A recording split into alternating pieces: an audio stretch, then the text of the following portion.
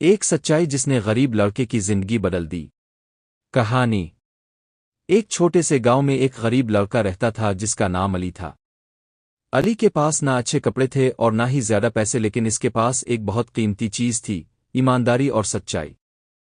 وہ ہر روز صبح اٹھتا، اپنی ماں کی مدد کرتا اور پھر کام کی تلاش میں نکل جاتا۔ اکثر لوگ اسے نظر انداز کر دیتے، کوئی اسے کام دینے کو تیار نہ ہوتا۔ ایک دن راستے میں اسے ایک بٹوا ملا۔ جب اس نے اسے کھولا تو اس میں بہت زیادہ پیسے تھے۔ علی حیران رہ گیا۔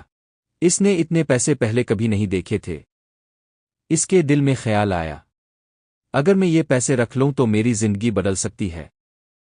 لیکن پھر اسے اپنی ماں کی بات یاد آئی، بیٹا ہمیشہ سچائی کا راستہ اختیار کرنا، چاہے وہ کتنا ہی مشکل کیوں نہ ہو۔ علی نے فیصلہ کیا کہ وہ یہ بٹوا اس کے اصل مالک کو واپس کرے گا۔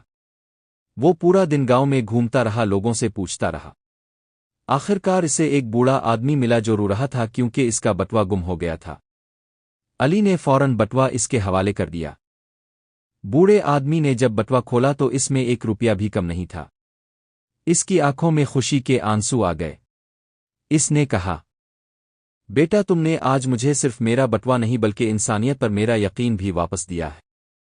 اس نے علی کو انعام دینا چاہا مگر علی نے انکار کر دیا۔ لیکن کہانی یہاں ختم نہیں ہوتی۔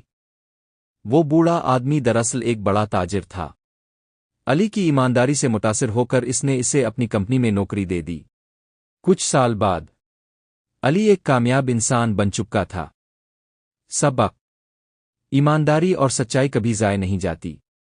ایک نہ ایک دن اس کا پھل ضرور ملتا ہے۔